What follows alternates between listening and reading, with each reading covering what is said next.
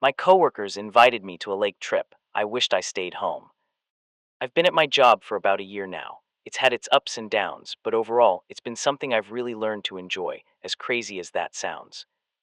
The only thing that really made me keep searching for jobs in private was the paycheck. For the work I was doing, I should have at least been making double what I was getting.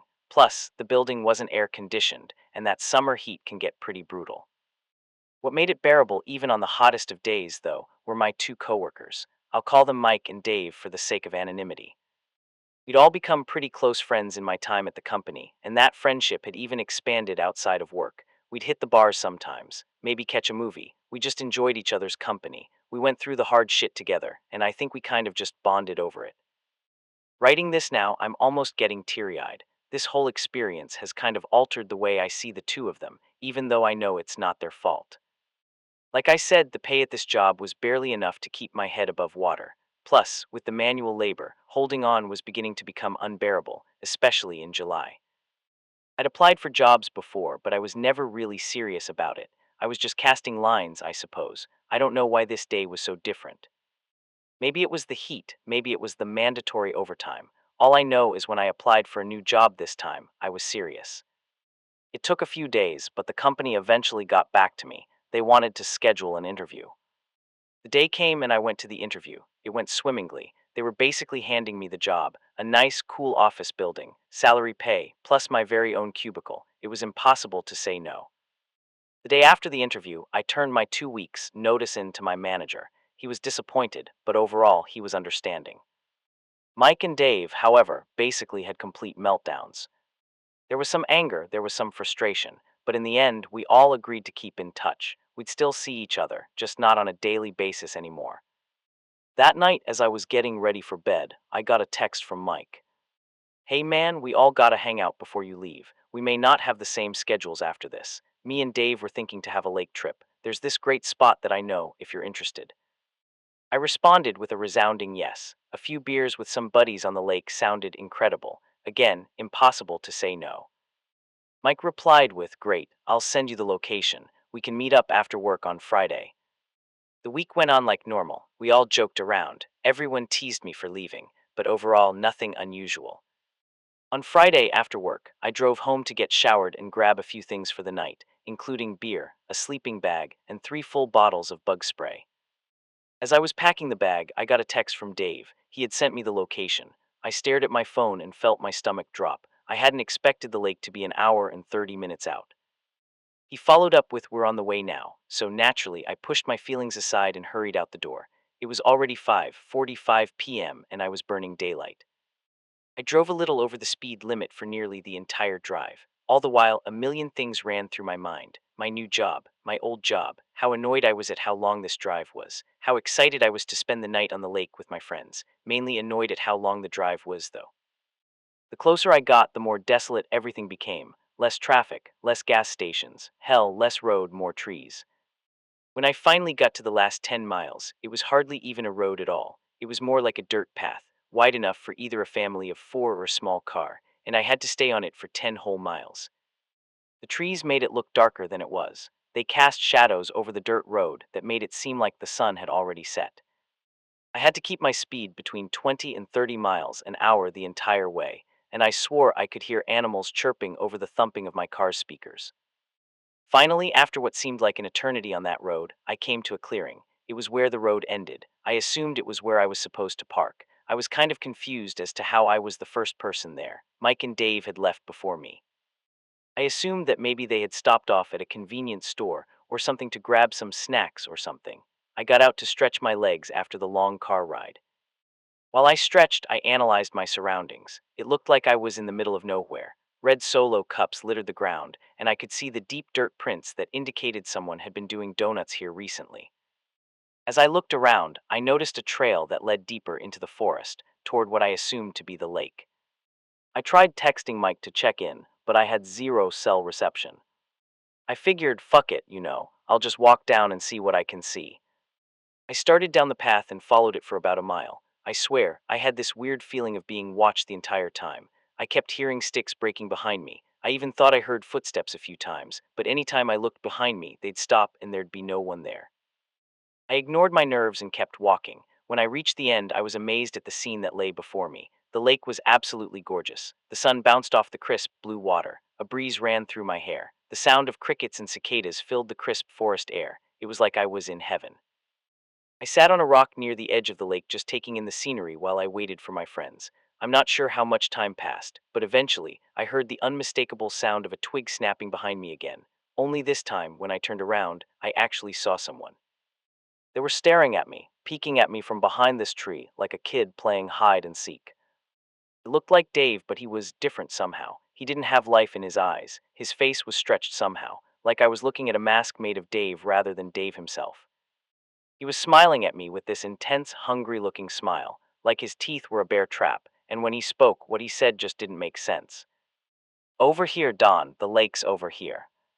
I stared at him for a second, debating on how to respond. While our eyes were locked, he did something with his neck. It was like a horse or deer or something, like he was trying to scratch his back with his head before it snapped back in my direction. Over here, Don, the lake's over here. My heart was beating faster now. My fight or flight was beginning to kick in, but I never took my eyes off of him. He never blinked. He just kept peeking at me from behind the tree. Then Mike appeared standing behind a separate tree, the same lifeless eyes as Dave, the same stretched skin and hungry smile. I was shaking at this point. I don't know how I managed to call out to them, but I did. Guys, I don't know if this is a prank because you're mad about me leaving, or if you just wanted to fuck with me, but this isn't funny. There was silence for a moment, then two, then three. Finally, Mike replied in a voice that sounded more like mine than his. This isn't funny. My eyes darted toward the trail I had come from. It was about 30 feet away from me and 50 away from them. I took my chances and I absolutely booked it. I have never ran faster in my life. The mile felt like nothing because I was too focused on the sound of sticks breaking behind me. It sounded like entire trees were snapping like toothpicks, and the ground felt like it was shaking from the weight of whatever was behind me.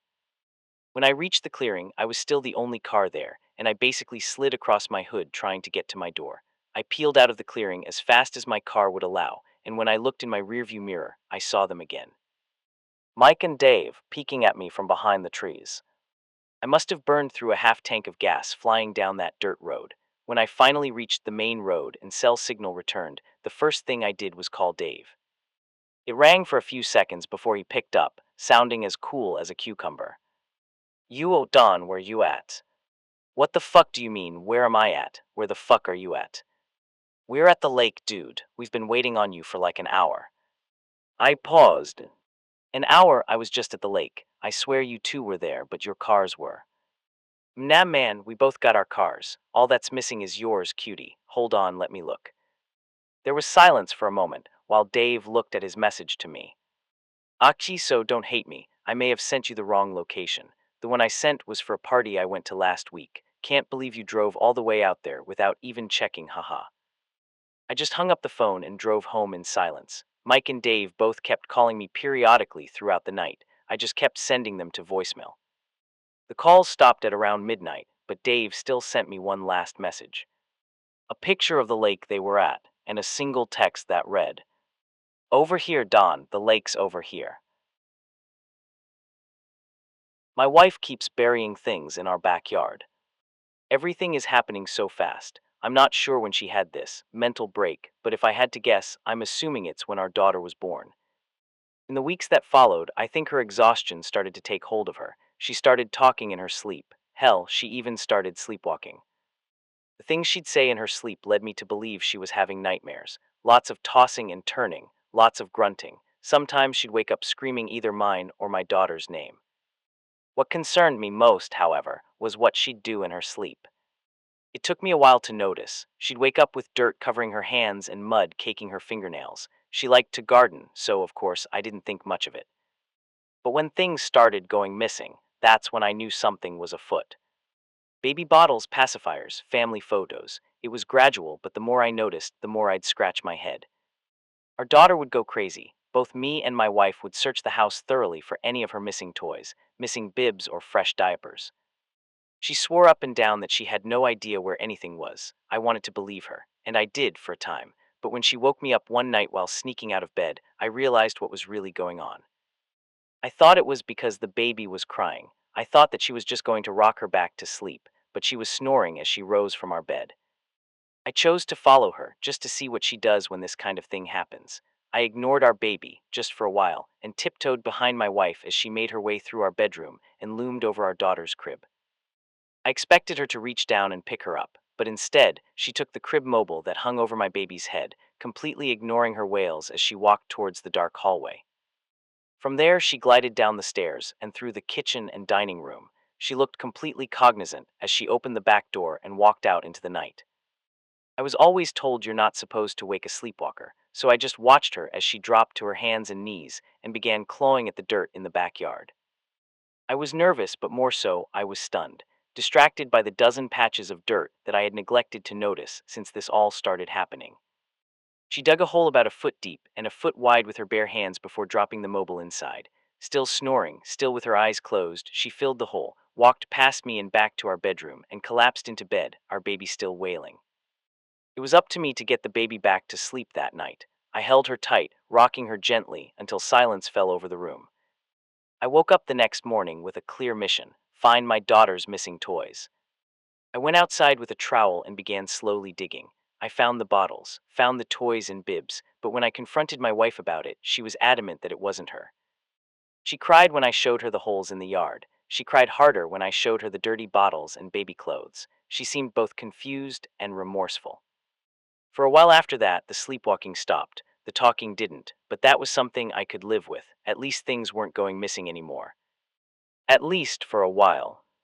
I'm writing this now because I woke up this morning in a bed full of dirt. I woke up to a wife covered in grime and mud, and I woke up to a silent house with an empty crib in the corner of our bedroom. I panicked, my wife panicked, and immediately the two of us ran to the backyard. We're waiting on the police now, because the grave in the backyard was much bigger than any of the others. And instead of crying, my wife, she won't stop laughing. My grandma used to tell me scary stories when I was little. There's one I'll never forget. I was 10 years old when Grandma came to live with us.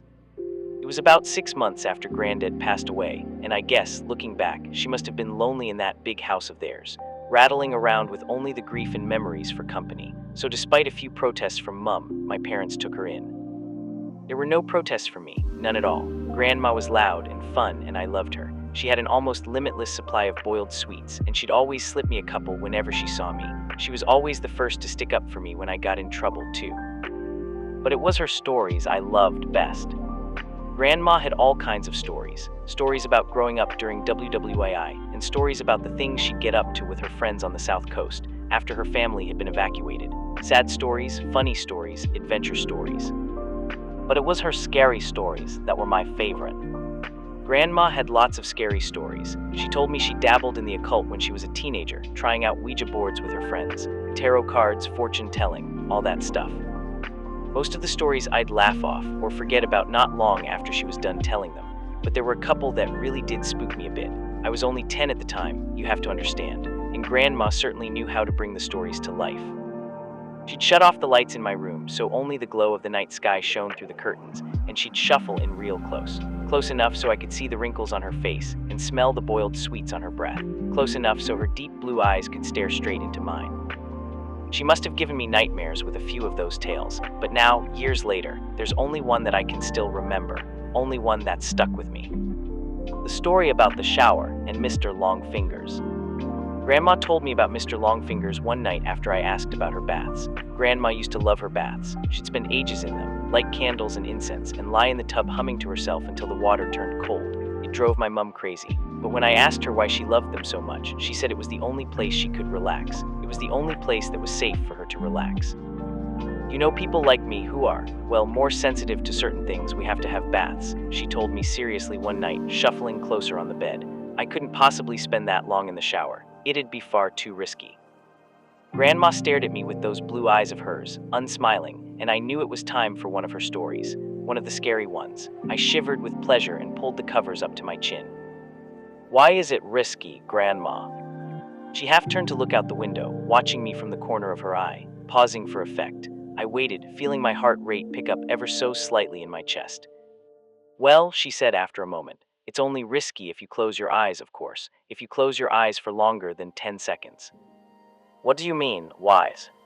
Well, do you ever play that game in the playground with your friends? The one where someone turns their back and the others sneak up on them when they're not looking? I nodded and Grandma nodded back. Exactly, so that's what it's like in the shower when you have your eyes closed. That's what it's like with Mr. Longfingers. A cold itch tickled back. Who's Mr. Longfingers, Grandma?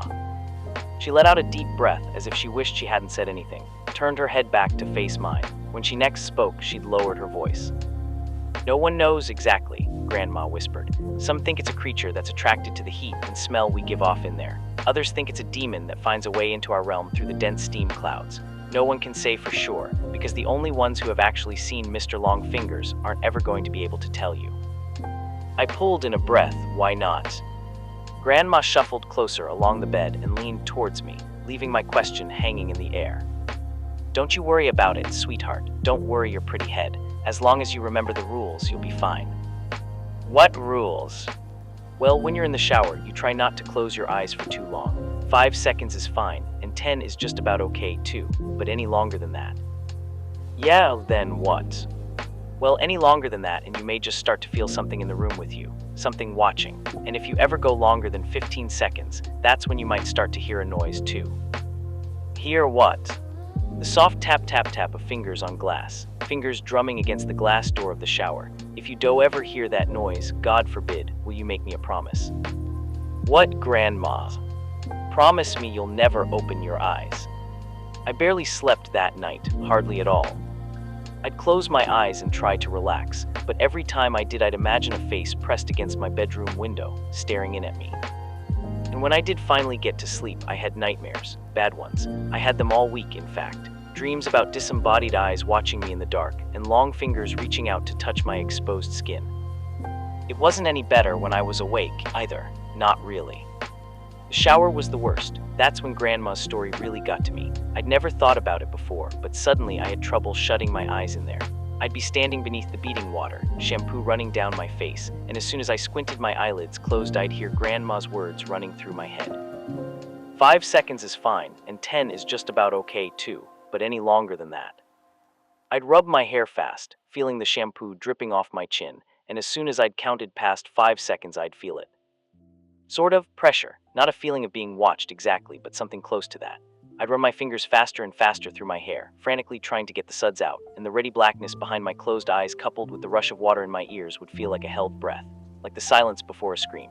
The seconds would race through my mind, and I'd be so desperate to open my eyes again that I'd sometimes do it before my hair was rinsed fully clean, and my eyes would sting with shampoo.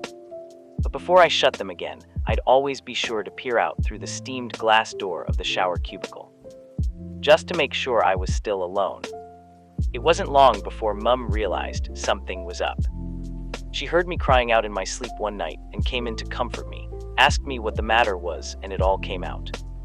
I told her about Grandma's story, and about Mr. Longfingers. She got this look on her face when I was telling her like she used to get with me when I'd made her really mad, this wide-eyed, angry look.